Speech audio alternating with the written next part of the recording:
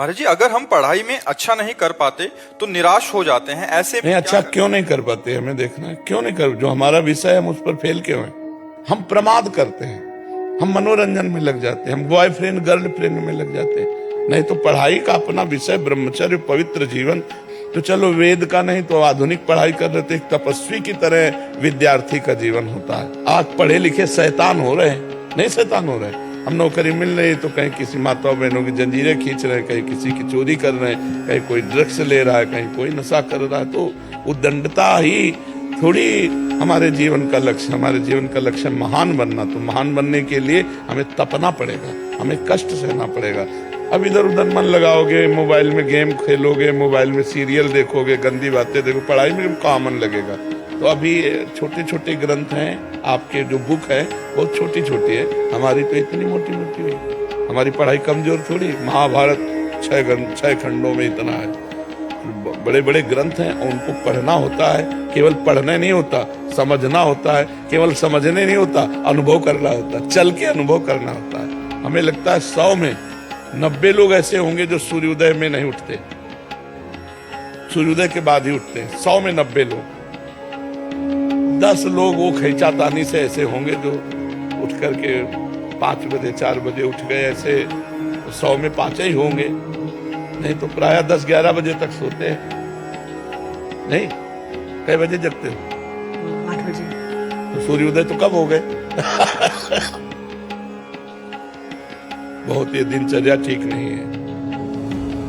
मतलब सूर्योदय के पहले जग जाना चाहिए, इससे बुद्धि का प्रकाश होता है। जीवन का कोई अनुभव, आपसे कोई बहुत विरोध करता हो या द्वेष भाव रखता हो और बाद में आपका? हाँ, पास में एक संत रहते थे, तो जैसे कुछ लोग आते ही थे, तो 2 लोग 4 लोग आए, तो जब आते थे तो सेव है, संतरा है, ये वस्तुएं, और उनका सामने कुटिया थी।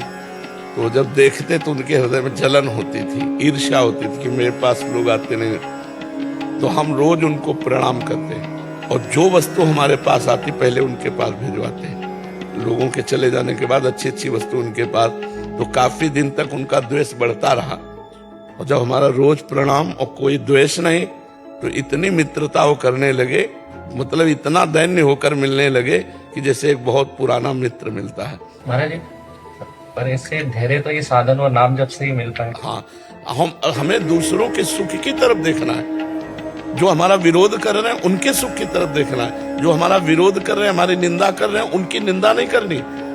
हमें उन पर विचार करना कि वो ऐसा क्यों बोल रहे हैं। अगर मेरे में कमी है और वो मैं सुधार करूं और उनकी निंदा बंद हो जाए तो हमें करना चाहिए। और अगर मेरे में कमी नहीं है और वो निंदा कर रहे हैं तो फिर भगवान जाने, फिर हम उनका विरोध तब भी नहीं करेंगे। पर कभी तो सह लेते तो कभी सह नहीं पाते, तो मतलब कैसे रेगुलर जैसे आप नाम जप, नाम से। और सबसे बड़ी बात है कि हमें ये पता है कि मेरे भगवान मेरे साथ है। अगर मुझे थप्पड़ मारेगा कोई तो मेरे भगवान के आदेश से मारेगा। अगर भगवान के आदेश से मारता है तो मुझे सर झुका देना चाहिए। भगवान क्रिया नहीं भाव देखते हैं। बड़ी पूजा पाठ वाली क्रिया, इसके बाद निकले घर से वही बेईमानी, वही छल कपट झूठ, कभी भगवान पूजा स्वीकार नहीं करेंगे। वो सब पूजा राख हो जाती है। जैसे राख में हवन किया जाए तो व्यर्थ हो जाता है ना, ऐसे पूजा व्यर्थ। ईमान से चलो, धर्म से चलो, भगवान का नाम जप करो। कभी आरती पूजा न करो तो भगवान मान रहे, तुम्हारी आरती हो रही, तुम्हारी पूजा हो रही। धर्म से चल रहे हो ना, नाम जप कर रहे हो, भगवान की आज्ञा का पालन करो, आप भगवान के दास हो। 2 घंटे 2.5 घंटे खूब पूजा का विस्तार, खूब फल फूल लगाए और बेईमानी, दूसरे की संपत्ति हड़पना, ऐसा तो वो पूजा बिल्कुल कोई सी काम में नहीं आएगी। वो पूजा ऐसे समझो जैसे राख में किया हुआ हवन। भगवान कपिल देव जी कहते हैं, खूब भगवान से अपनापन करके धर्म पूर्वक चले और नाम जप करे, इसी से भगवत प्राप्ति हो जाती है, इसी से भगवत प्राप्ति हो जाती है।